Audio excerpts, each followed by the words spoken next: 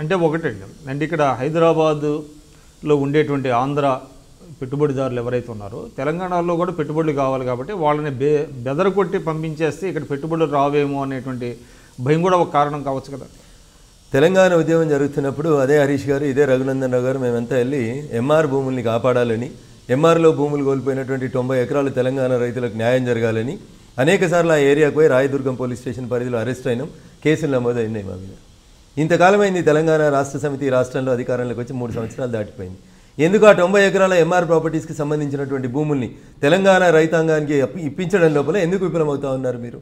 పద్మాలయ స్టూడియోలో కన్స్ట్రక్షన్ ఎందుకు జరుగుతూ ఉంది? ఏంది తెలంగాణలో పెట్టుబడిదారులు రారు అనేటువంటి మాట ఎందుకు వస్తుంది? పెట్టుబడికి అవినీతికి లంకేముంటుంది?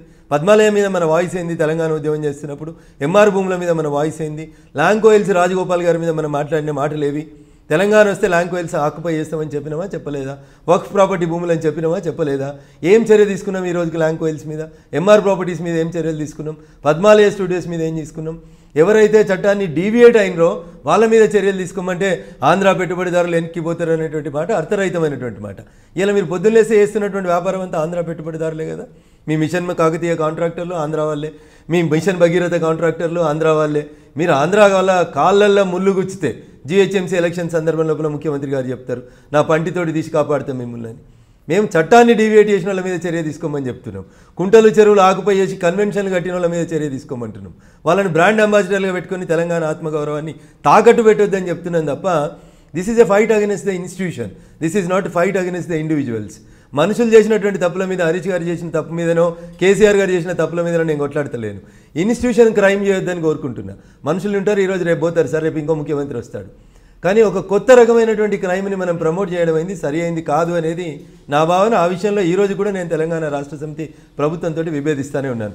రీసెంట్గా మియాపూర్ భూముల మీద 1 గజం భూమి ఇవ్వలేదని ముఖ్యమంత్రి గారు చెప్తారు. దాని మీద కూడా నేను సిబిఐ విచారణ కోసం హైకోర్టులో పిల్ వేసినాను. ఆ రోజైనా ఈ రోజైనా రేపైనా మీరు చేస్తున్నటువంటి ప్రతి తప్పును ప్రజాబాహల్యంలో ఎండగట్టడానికి ప్రయత్నం చేస్తాం.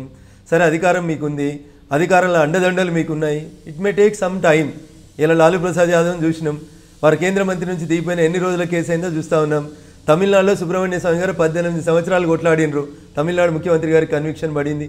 Maybe take time. అంటే మీరు ఒక ప్రొలాంగ్డ్ బ్యాటిల్ చేయడానికి సిద్ధంగా ఉన్నారా? సరే, ఇప్పుడు తెలంగాణ రాష్ట్ర సమితి ప్రభుత్వం అధికారంలోకి వచ్చిన తర్వాత అంతకుముందు చేసినటువంటి ప్రతి తప్పు నేను మళ్ళీ చెప్తా ఉన్నాను. క్రైమ్ని ఇన్స్టిట్యూషనలైజ్ చేయకండి అని చెప్తా ఉన్నాం. 2014లో 2014 10 జూన్ రోజు తెలంగాణ రాష్ట్ర ప్రభుత్వం ఏర్పాటైన వారం రోజులకే ఈ దేశ సర్వోన్నత న్యాయస్థానం సుప్రీంకోర్టు ఒక జడ్జిమెంట్ ఇచ్చింది. మియాపూర్లో, హఫీజ్పేట్లో, ఇంకా మిగతా పరిసర ప్రాంతాల్లో ఉన్నటువంటి CS 7/58 అంటే civil suit number 7/58, civil suit number 14/58లో ఉన్నటువంటి భూముల్ని ఈ దేశంలో ఉన్నటువంటి ఏ కోర్టులు రిజిస్ట్రేషన్ చేయొద్దు, ఏ కోర్టులు కూడా ఆ కేసుల మీద విచారణ చేయొద్దని స్టే ఇస్తే ఈ దేశ సర్వోన్నత న్యాయస్థానం చెప్పినటువంటి తీర్పుని రాష్ట్రాల ముఖ్యమంత్రులు, సబ్ రిజిస్ట్రార్లు గౌరవించకపోతే మనం వ్యవస్థను ఎటువైపు తీసుకెళ్లాలనుకుంటున్నాం అనేది నేను ప్రశ్నించదలుచుకున్నాను. మళ్ళీ చెప్తా ఉన్నాను, నేను I'm not against the individuals, I'm against the crime that was done by the institutions అంటున్నాను నేను.